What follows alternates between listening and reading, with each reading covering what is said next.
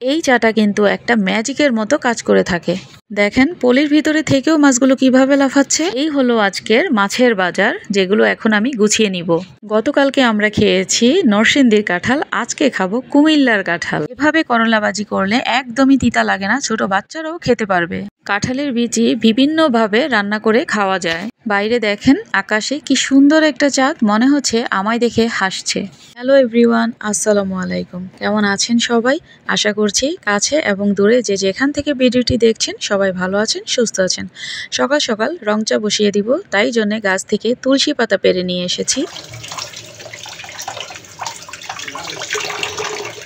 তুলসী পাতাটাকে খুবই ভালোভাবে ধুয়ে তারপর চায়ে অ্যাড করতে হবে। এতে আমি দিয়েছি এলাচ, দারুচিনি, তেজপাতা, লবঙ্গ, গোলমরিচের গুঁড়া, আদা এবং তুলসী পাতা। এই মশলা দেওয়া পানিটা অবশ্যই একটু সময় নিয়ে সিদ্ধ করতে হবে। একটা সময় দেখা যাবে কালারটা চেঞ্জ হয়ে এসেছে, এ পর্যায়ে দিয়ে দিতে হবে চা পাতি। চা পাতাটা খুবই সামান্য পরিমাণে দিতে হবে, নইলে খেতে তিতা লাগবে। এই মশলা দেওয়া চাটা খুসখুসে কাশির জন্য ম্যাজিকের মতো কাজ করে থাকে। এই তো চা রেডি হয়ে গিয়েছে, এখন আমি লেবু দিয়ে চাটাকে সার্ভ করে নিব। আমার শ্বশুর দৈনিক দুবেলা করে এই রং চাটা খেয়ে থাকেন। আর এখানে চলে এসেছি গুঁড়া দুধের সেমাই রান্না করব, যেহেতু হাজবেন্ড বাসায় আছে। আমাকে বলছিল সেমাই খেতে ইচ্ছে করছে, তো আমি দুধটাকে রেডি করে রেখেছি, ঠান্ডা হলে তারপর সেমাইটা অ্যাড করব। এখানে চলে এসেছি বাজার গোছাতে। আমার শ্বশুর বাজার থেকে বাজার করে নিয়ে এসেছে। আজকের বাজারে আছে বেগুন, ঢেঁড়স, করলা, কাঁচামরিচ, শসা, লেবু, 2 রকমের শাক, আর আছে কয়েক রকমের মাছ। তো দেখা যাক এখন কি কি মাছ আনা হয়েছে। পলিটা খোলার চেষ্টা করছি, আর দেখেন কিভাবে মাছগুলো লাফাচ্ছে। একটু ভয় ভয় লাগছে। আমার মেয়ে সামনে আছে, আমাকে বলছে তোমার কি ভয় লাগে না? দেখা যাচ্ছে তেলাপিয়া মাছ এখানে, আর এই পলিতে আছে রুই মাছ। মাছগুলো আমার শ্বশুর বুদ্ধি করে বাজার থেকে কেটে নিয়ে এসেছে, এটা খুব ভালো কাজ করেছে। তো মাছগুলো দেখা যাচ্ছে একদমই টাটকা। আর এই পলিটাতে আছে পাবদা মাছ। তো মাছগুলো আমি খুব সুন্দরভাবে ভিডিও করার জন্য একটা ট্রেতে নিয়ে নিয়েছি। এখন এগুলো ধোয়ার পালা। খুব ভালোভাবে মাছগুলোকে আলাদা আলাদা করে ধুয়ে নিতে হবে, আর তেলাপিয়া মাছ দুইটাকে কেটে ফেলবো।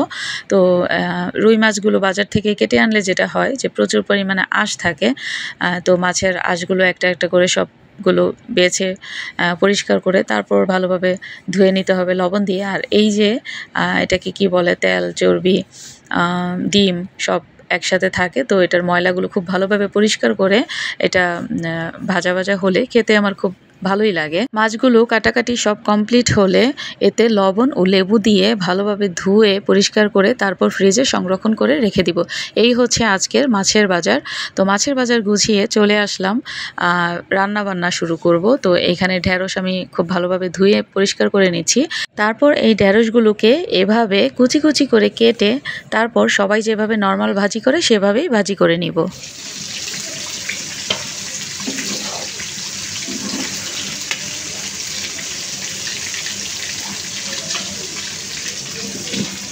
এবার আপনাদের সাথে শেয়ার করে নিব খুবই সিম্পল একটা রেসিপি, বাট খুবই দারুণ খেতে।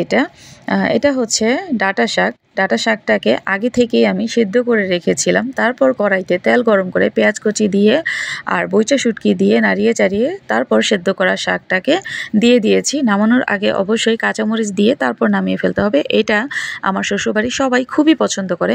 এখানে কেটে রেখেছি করলা, আলু, আর এখানে হচ্ছে রসুন। তো করলাটাকে আমি এখন ভাজি করে নিব। তো ভাজির জন্য এই যে পেঁয়াজটুকু কেটে রেখেছি। করলা ভাজির জন্য ফ্রাই প্যানে রসুনটাকে দিয়ে দিয়েছি। তারপর রসুন লাল লাল করে ভেজে আমি সব কেটে রাখা করলা, আলু, কাঁচামরিচ সব একসাথে দিয়ে একটু বেশি করে পেঁয়াজ দিয়ে নেড়ে চেড়ে ঢাকনা দিয়ে ঢেকে দিব। এভাবে যদি আপনারা করলা ভাজি করেন দেখবেন তিতা লাগবে না, বাচ্চারাও খেতে খুবই পছন্দ করবে ইনশাল্লাহ। এ পর্যায়ে আমি আজকে বাজার থেকে আনা মাছ থেকে কিছু মাছ নিয়ে নিয়েছি রান্নার জন্য।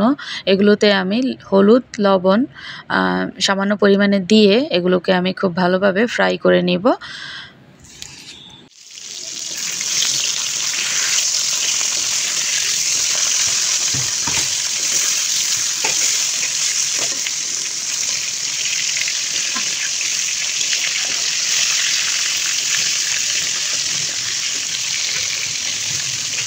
কি করতেছ? ও ব্যথা পাবে তো, আসো এদিকে। রান্না করতে করতে আমি বাইরে করিডোরে আব্দুল্লাহ আরোয়া খেলা করছিল, তাদের চিৎকার চেঁচামেচি শুনে আসলাম। এসে দেখি যে আব্দুল্লাহর সাইকেল আরোয়া চালাবে বলছে। তো আরোয়া তো আব্দুল্লাহর এত বড় সাইকেল চালাতে পারবে না। বেশি সাহস,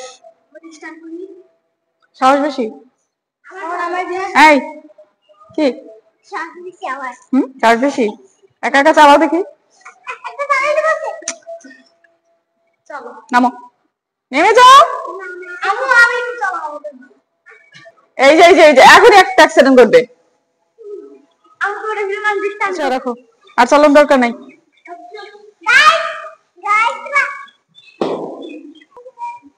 আচ্ছা এবার চলে আসো। তিন কাঁঠাল পাকছে, বাবা কইতাছে। এটা পাকছে বোঝা যায়, এটা না। দেখি গ্রাম থেকে আসার সময় মামা মামি আমাদের সাথে কাঁঠাল দিয়ে দিয়েছিল, আর ঢাকায় আসার পর আমার আব্বু আম্মুও কাঁঠাল পাঠিয়েছে। তো সব মিলিয়ে অনেকগুলো কাঁঠাল বাসায় হয়ে গিয়েছে। এখন গরমে সবগুলো কাঁঠাল প্রায় পেকে যাচ্ছে। তো গতকালকে আমরা খেয়েছিলাম নরসিংদীর কাঁঠাল, আজকে আমরা ভাঙছি কুমিল্লার কাঁঠাল। তো বাসায় যেহেতু সবাই আছে, ভাঙলে খাওয়া হয়ে যাবে, যে কারণে এই কাঁঠালটা পুরোটাই ভেঙে ফেলছি। এবছর কেন জানি আমার কাঁঠাল খেতে খুবই ভালো লাগছে। এই তো পুরো কাঁঠালটাই ভেঙে ফেললাম, আর আপনাদের শুধু দেখিয়ে যাচ্ছি, খাওয়াতে পারছি না। আমি সত্যি খুবই দুঃখিত। কাঁঠাল খাওয়ার পর যে কাঁঠালের বিচিগুলো থাকে, এটাও কিন্তু ফেলনা নয়। প্রথমেই কাঁঠালের বিচিটাকে খুব ভালোভাবে ধুয়ে নিতে হবে। কাঁঠালের বিচি বিভিন্নভাবেই খাওয়া যায়। আমরা যেভাবে খাই সেটা হচ্ছে কাঁঠালের বিচি দিয়ে ভর্তা বানাই, কাঁঠালের বিচি শুটকি দিয়ে ভুনা করা হয়। এছাড়াও গরুর মাংস বা মুরগির মাংসতে কাঁঠালের বিচি দিয়ে রান্না করা হয়, খেতে খুবই দারুণ মজা। এই যে এখানে এই বিচিগুলো গতকালকে আমি শুকিয়ে রেখেছিলাম, আর এগুলো আজকে আবার ধুয়ে শুকিয়ে রাখবো। এখানে বাজার থেকে আনা হয়েছে জাম, এটাকে আমি খুব ভালোভাবে ধুয়ে নিচ্ছি। গ্রীষ্মকালীন একটা জনপ্রিয় ফল হচ্ছে জাম। দেশীয় এই ফলটা বাজারে খুব অল্প সময়ের জন্যই আসে।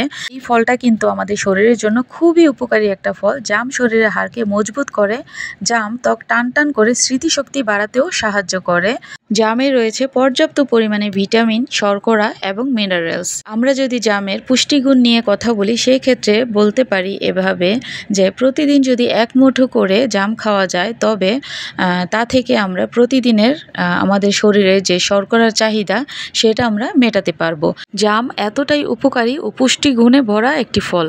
গ্রাম থেকে বেরিয়ে এসেছি, ঢাকায় এসে সব কিছু গোছানোর পর, সংসারের কাজকর্ম সব কমপ্লিট করার পর দেখা যাচ্ছে যে বাচ্চাদেরকে পড়ালেখায় একদমই সময় দিতে পারছি না, যে কারণে আজকে রাতে বসে গেলাম বাচ্চাদেরকে পড়ালেখা করাতে। তো ওদেরকে এখন থেকে প্রতিদিনই কন্টিনিউ করতে হবে, নইলে যা পড়েছে সব কিছুই ভুলে যাবে।